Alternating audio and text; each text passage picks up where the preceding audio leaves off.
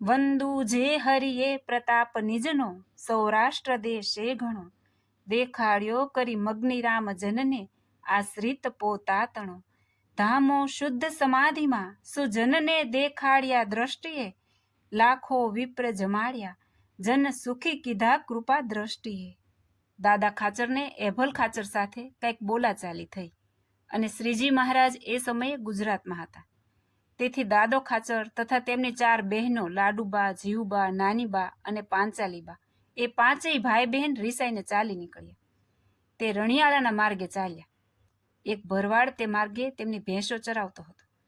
જ્યાં ભેંસો ચરતી હતી ત્યાંથી એક સારી દૂધણી ભેંસ તેમણે સાથે લીધી અને ત્યાંથી ચાલ્યા તે રણિયાળા જઈને રાત રહ્યા અને ઘરેથી ચાલતી વખતે પટારામાંથી 80 રૂપિયા લીધા હતા. આ બાજુ ગઢડામાં સાંજે ભરવાડ ઘેર આવ્યો અને આવીને એભલ ખાચરને કહ્યું, જે દાદો આપણી ભેંસ લઈ ગયો. તે સાંભળી એભલ ખાચર બોલ્યા, જે જા આ પાડી મેલી આવ, નહીતર ભેંસ દોવા નહીં દે તો છોરડા દૂધ વિના શેમાં ખાશે. પછી ભરવાડ રાતે પાડી લઈ રણિયાળા ભેંસ પાસે મેલી આવ્યો અને સવારે 5 જણ ગાડું જોડાવી ગામ ગોખલાણ ગયા અને ત્યાં 5-15 દિવસ રહ્યા. પછી મહારાજ ગુજરાતમાંથી પધાર્યા અને મહારાજને ભાળી 5 જણ રડી પડ્યા. પછી મહારાજે સમજાવીને શાંત પાડ્યા. પછી બીજે દિવસે મહારાજ બોલ્યા, જે અમે અહીંથી જાશું, કેમ કે અમે અહીં રહીએ તો મહેમાન આવે, તેને શું ખવડાવીએ અને તમારી પાસે શું છે? દાદો ખાચર કહે, મહારાજ ચાલતી વખતે 80 રૂપિયા લીધા છે, તે ખાતા ખાતા 12 રૂપિયા રહ્યા છે. મહારાજ કહે, અમારે દર્શને કાઠી આવે તેને દૂધ ચોખા અને સાકર ખવડાવવી જોઈએ. આમ મહારાજે કહ્યું. પછી મહારાજ માટે થાળ કર્યો. તે મહારાજ જમવા બેઠા.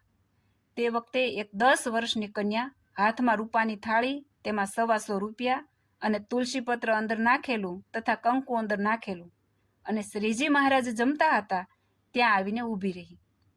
તે જોઈ મોટીબા તથા લાડુબા એકબીજા સામું જોવા માંડ્યા. ત્યારે મહારાજ બોલ્યા, જે શું જોવા માંડ્યા છો? પછી લાડુબાએ તે બાઈના હાથમાંથી થાળી લઈ લીધી એટલે બાઈ અદ્રશ્ય થઈ ગઈ. પછી મહારાજ કહે, આટલા રૂપિયા વાપરો, ત્યાં સુધીમાં હું તમને ગઢપુર ભેગા કરીશ. પછી મહારાજે સુરા ખાચરને કહ્યું, જે તમે ગઢપુર જાઓ ને એભલ ખાચરને સમજાવો. પછી સુરો ખાચર ગોખલાણેથી સવાર થઈ ગઢપુર આવ્યા અને ગામના પાદરથી ઘોડી દોડાવી દરબારમાં આવ્યા એટલે ઘોડી પરસેવે પલળી ગઈ અને પોતે પણ પરસેવેથી પલળી ગયા. પછી એભલ ખાચરે સુરા ખાચરને ઘોડીએથી હેઠા ઉતાર્યા. તરત સુરા ખાચરે પોક મેલી. એભલ ખાચર કહે, શું છે? સુરા ખાચર કહે, માઠા સમાચાર સાંભળી લોહીથી એકદમ આવ્યો છું. એભલ ખાચર કહે, શું માઠા સમાચાર છે? સુરો ખાચર કહે, દાદાને કોઈએ મારી નાખ્યો. તે સાંભળી એભલ ખાચર આકુળ વ્યાકુળ થઈ ગયા અને સુરા ખાચરને કહ્યું, જે દાદાને ક્યાંકથી ગોતી લાવો. સુરો ખાચર કહે, ક્યાંથી લાવું?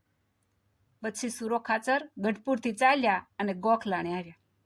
પછી દાદા ખાચરને તથા 4 બહેનોને લઈ ગઢપુર આવ્યા. દાદા ખાચર અને સાથે 4 બહેનોને જોઈ એભલ ખાચર રાજી થઈ ગયા અને સુરા ખાચરને કહ્યું, જે તમે મને જીવન દાન આપ્યું. અને ત્યાર પછી બીજે દિવસે મહારાજ ગઢપુર પધાર્યા. એવી રીતે શ્રીજી મહારાજે અનેક ચરિત્ર કર્યા છે, જે સાંભળવાથી આપણને આધ્યાત્મિક યાત્રા પર માર્ગદર્શન આપે છે અને મનને શાંતિ પમાડે છે. જય સ્વામિનારાયણ.